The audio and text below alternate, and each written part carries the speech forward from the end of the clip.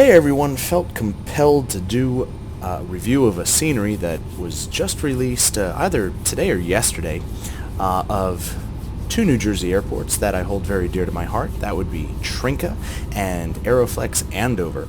And these have been produced by the development team SX Airport Design, or SXAD. Founded in 2012, they're a pretty small operation, and they're not known for like super high quality sceneries, and certainly not expensive ones as a result, but because these two airports, one of them being in my hometown, the other one being a place I've flown into many times, I figured I had to do a quick overview of them. So we start off our flight here at Trinca, and actually the detail's pretty sweet. You'll notice this hangar right here, which is updated to its current state, which is lacking the flight school that was located just off of its right side there. Some attention to detail has definitely been paid here, including the fact that they included those rails on either side of the hangar doors, which allow the hangar doors to open fully.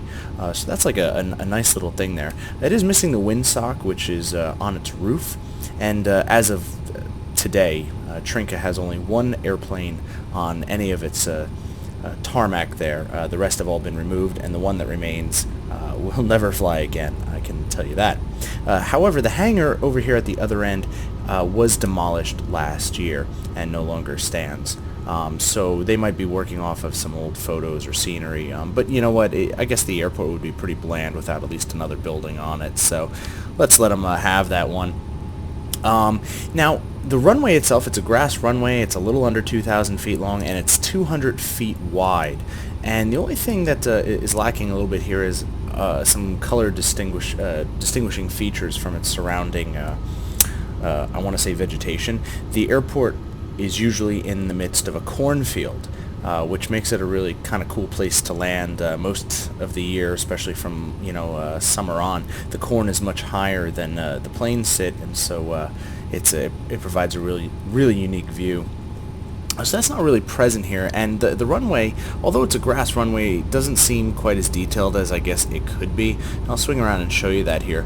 But as you climb higher, Trinca definitely looks closer and closer to how it does in real life. So like many sceneries, I guess, the further up you are, the nicer that they look, and then the closer you get, the glaring details start to stand out. But there are some nice attention to detail. You can see that row of trees there that run parallel to the tarmac area. That was an old rail line there, and they've been keen to include that.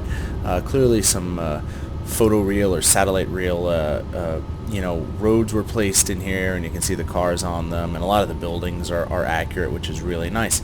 Now as we head up north towards Andover Aeroflex, one of the things that's notably missing here is the large railroad fill that would have been right above my glare shield in this video. FSX barely places it in there, and you can see that this scenery designer stopped right about here with the pharmaceutical company.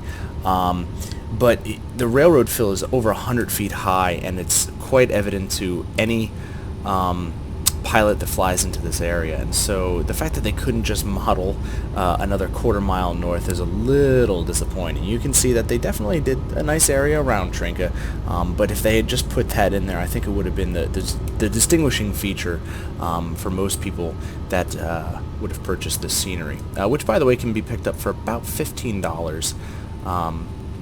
From their website.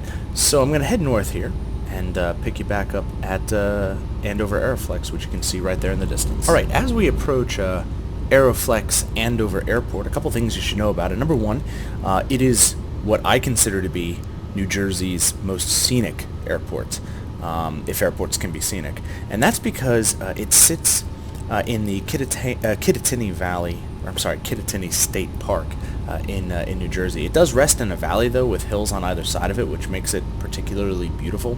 And there is a lake on both its north and south side, connected by a small stream. The one on its north side, by the way, which we're over right now, that is oh goodness gracious, I've already forgotten the name of this particular lake.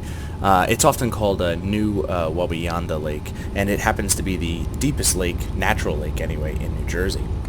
But this entire airport is owned by the New Jersey Forest Fighting Service. It's a 2,000 foot long runway, and forgive me, I don't know its exact width. It's pretty small though. It's got to be under 65 feet or so.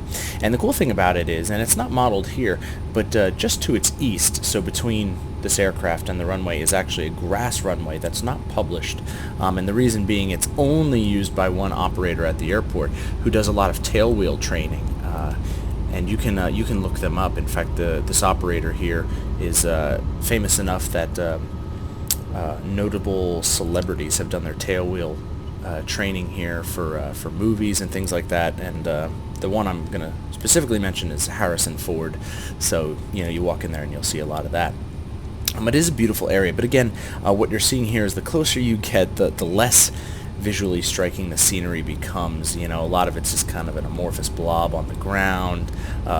The elevation modeling is sort of poor, and even the water texture. This lake never is this color, ever.